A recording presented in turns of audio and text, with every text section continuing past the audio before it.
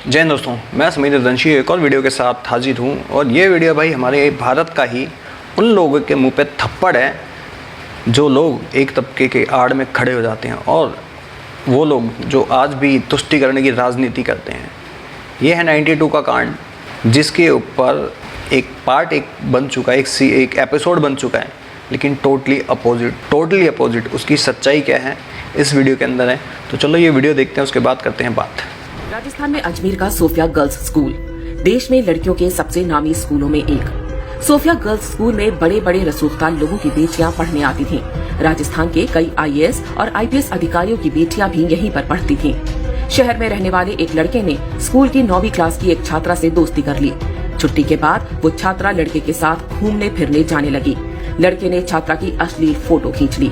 इसके बाद जो कुछ हुआ वो देश में अपराध के इतिहास में एक काले अध्याय की तरह दर्ज है, लेकिन आज भी भारत में इसके बारे में बहुत कम लोगों को पता है। ये घटना है वर्ष 1992 की और इसे अजमेर सेक्स स्कैंडल के नाम से जाना जाता है। सोफिया कॉलेज की 9वीं क्लास की छात्रा से दोस्ती करने वाले युवक का नाम था फारूक चिश्ती। उसका परिवार अजमेर के ख्वाजा मोइनुद्दीन चिश्ती की दरगाह पर खादिम का काम करता था। फारूक चिश्ती अजमेर युवा कांग्रेस का अध्यक्ष भी था। छात्रा को प्रेम जाल में फंसाने के बाद फारूक चिश्ती ने उसकी अश्लील तस्वीरें ले ली और फिर ब्लैकमेल करना शुरू कर दिया। पहले छात्रा का यौन शोषण होता रहा, फिर उससे कॉलेज की दूसरी सहेलियों को लाने को कहा गया। एक के बाद एक लड़कियां इस जाल में फंसती गईं और इज्जत बचाने के लिए वो अपने साथ दूसरी लड़कियों को भी लाती गईं। कुछ से तो उनकी भाभी और बहनों को लाने को भी कहा गया था। पहले एक लड़की, फिर दूसरी और फिर तीसरी। बहुत जल्द ही इस गिरोह के जाल में लगभग 200 से अधिक हिंदू लड़कियां फंस चुकी थीं। अपुष्ट दावों के अनुसार लगभग 250 लड़कियां गिरोह के जाल में फंस चुकी थीं। ये लड़कियां किसी गरीब या मध्यम वर्गीय परिवारों की नहीं, बल्कि अजमेर के सबसे रईस परिवारों की थीं। यह सब कुछ होता रहा और किसी लड़की के घर वालों को भनक तक नहीं लगी। यह मात्र संयोग नहीं था कि सिर्फ हिंदू लड़कियों को ही निशाना बनाया गया, मुस्लिम लड़कियों को छुआ तक नहीं गया। जिन लड़कियों से बलात्कार हुआ उनमें से अधिकांश 10वीं और 12वीं क्लास में पढ़ती थीं। मास्टरमाइंड फारूक चिश्ती अकेला नहीं था, उसके साथ अजमेर शरीफ दरगाह से जुड़ा एक पूरा गिरोह सक्रिय था। उसके मुख्य सहयोगी थे नफीस चिश्ती और अनवर चिश्ती। ये दोनों भी युवा कांग्रेस के नेता थे। बहुत संगठित ढंग से उनका गिरोह अपना काम करता रहा। मजहबी और कांग्रेसी संरक्षण मिला हुआ था, इसलिए डरने की वैसे भी कोई बात नहीं थी। अजमेर के ही एक फार्म हाउस पर यह काम बड़े आराम के साथ चलता रहा। लड़कियों को लेने गाड़ी जाती थी और बाद में उन्हें घर तक भी गाड़ी से छोड़ा जाता था। बलात्कार के समय उनकी फोटो खींच ली जाती थी ताकि वो किसी के आगे मुंह खोलने की हिम्मत ना करें। जमाने में आज की तरह डिजिटल कैमरे नहीं होते थे। तब कैमरे की रील ढूंढने जिस स्टूडियो में गई वह भी एक मजहबी व्यक्ति का था। स्टूडियो वाला भी एक्स्ट्रा कॉपी निकालकर अलग से लड़कियों का यौन शोषण किया करता था। ये ब्लैकमेलर्स स्वयं तो बलात्कार करते ही अपने दोस्त यारों को भी उपकृत करते। जिन लड़कियों के साथ बलात्कार और ब्लैकमेलिंग हुई उनमें से कुछ ने आत्महत्या करनी शुरू कर दी। एक ही स्कूल की छात्राओं का इस तरह आत्महत्या करना ही मामले की पोल खुलने का कारण बना। शुरू में पुलिस ने 8 आरोपियों को गिरफ्तार किया। समाज में बदनामी के डर से अधिकांश लड़कियों के परिवारों ने पुलिस में शिकायत दर्ज कराने से भी मना कर दिया।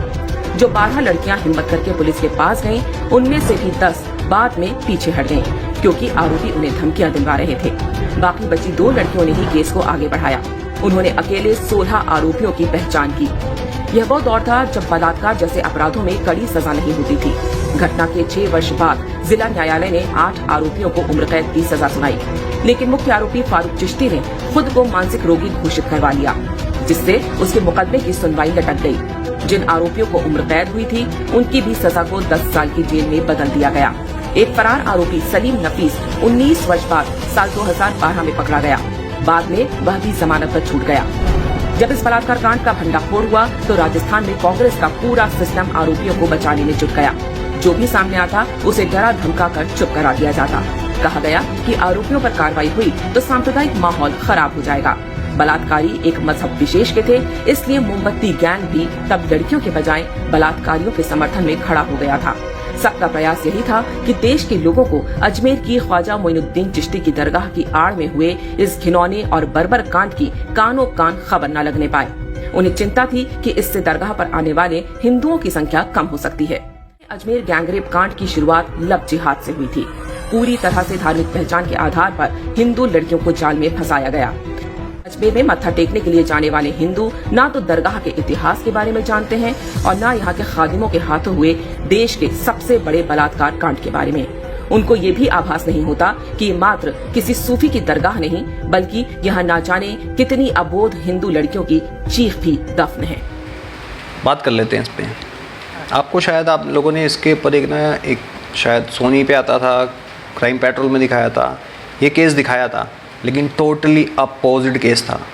अपोजिट इन द सेंस कि उसके अंदर दिखाया था हिंदू लड़के कुछ थे, मतलब एक अच्छी फैमिली से थे जो इन लड़कियों को बुलाते थे, उनका रेप करते थे ऐसे। ये वहाँ पे कहीं मेंशन नहीं है। और आज जो कांग्रेस आपको दावा कर रही है इस चीज़ का कि हम तो भाई आप लोगों के रक्षक हैं, तो ये सोच लो कि आने के बाद शायद हर जगह अजमेर सेक्स कांड होने ना लग जाए। यूपी के अंदर गोली चलती है, किसका राज? मुलायम सिंह का। कुछ लोग कहते हैं कि अब ज़्यादा लोग मतलब कि ये हेटेड ज़्यादा हो चुकी है, लोग ज़्यादा बोलने लग गए हैं कि हिंदू धर्म, मुस्लिम, ये चीज़ें।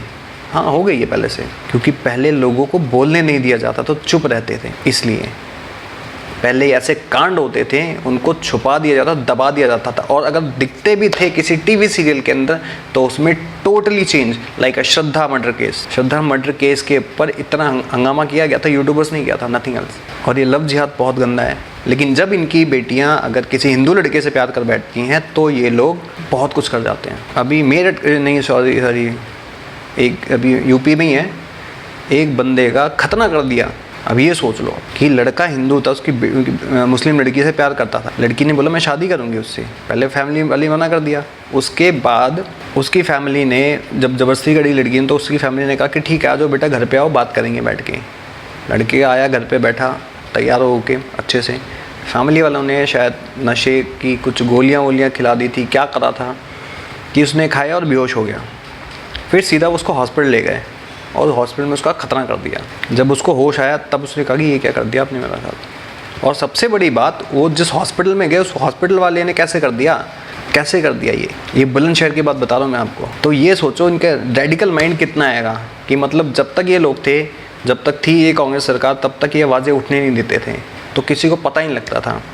लेकिन जब से बीजेपी गवर्नमेंट आई है तब से एक कहते हैं ना सपोर्ट मिल गया, जैसे कि गलत देख के बोलते हैं, गलत करते नहीं है, गलत देख के बोलते हैं, उसको अपोज करते हैं कि भाई इस पर हम ये गलत कर रहे हो आप, तो उस पर अब कहते हैं कि हिंदू मुस्लिम कर रहे हैं। क्योंकि पहले एक तबका दबा के रखता था हमेशा, मतलब 100 करोड़ लोगों को 35 करोड़ लोग दबा के रखते थे। तभी ओवैसी जैसे उसके जैसे भाइयों का बयान आता था, 15 मिनट के लिए पुलिस हटा लो, वही चिल्लाते थे ना, इसीलिए। तो अगर वो टाइम अभी दोबारा देखना चाहते हो तो फिर वो 15 मिनट के लिए पुलिस नहीं हटाएंगे, वो पुलिस को मारते हुए आएंगे। और ये चीज़ आपने अरशद मर्डर केस में, आपने अरशद एनकाउंटर केस में देख ली होगी यूपी के अंदर। तो देखना चाहते हैं तो आपके ऊपर डिपेंड है, वोट आपका, मर्जी आपकी, घर आपका। अब इसको चलाना है या जलाना है, डिपेंड आपके ऊपर करता है। अगर आप चाहते हैं कि इसी के अपोजिट में एक वीडियो और है मेरे पास, अगर चाहते हैं वो, तो फिर वो भी लेके आऊँगा जो उसका अपोजिट है, मतलब गोरखपुर का वीडियो है। अगर आप चाहते हैं तो ढूंढ ढांड के लाऊंगा मैं कहीं से उसको, लेकिन लाऊंगा ज़रूर। बाकी आप लोगों का क्या कहना है इस वीडियो के बारे में? क्या सच में एक धर्म विशेष ही को सपोर्ट किया जाता है हर जगह? कि अब ये ऐसा नहीं लगता कि माइनॉरिटी हिंदूज आएंगे, बस खाली हम संख्या में मेजॉरिटी हैं, लेकिन रियल में हम माइनॉरिटी बन के रह चुके हैं। आप लोगों का क्या कहना है इस वीडियो के बारे में? कमेंट सेक्शन में ज़रूर बताएँ।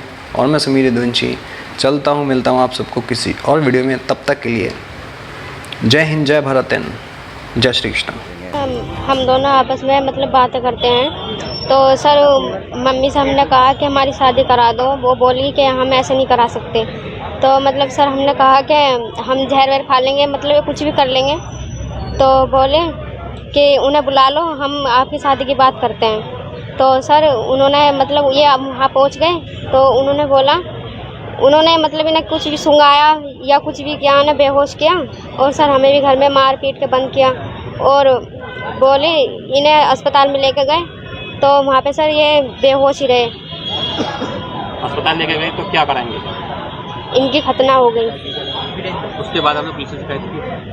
हमने पुलिस उनसे कहा कि थाने फेस्ट वालों से कि हमारी सुनवाई करो। उन्होंने बोला कि यहाँ कोई सुनवाई नहीं होगी तुम्हारी। तो अब आप अपने घर वालों के साथ नहीं हैं? नहीं। एक साथ कंपनी में काम करते थे, तो मैंने इसने मुझे शादी के लिए बोला, तो मैंने इससे कहा कि अपने घर को से बात कर ले, तो इसके घर वालों ने इससे मना कर दिया कि हम शादी नहीं करेंगे। तो इसने कहा कि मैं जहर खा के मतलब मर जाऊंगी। तो इसके घर के कहने लगे कि ठीक है, तुम लड़के को बुला लो, हम बात कर लेंगे। तो इसने मुझे फ़ोन किया कि घर वाले मान गए हैं शादी के लिए, तुम आ जाओ एक बार बात कर लो।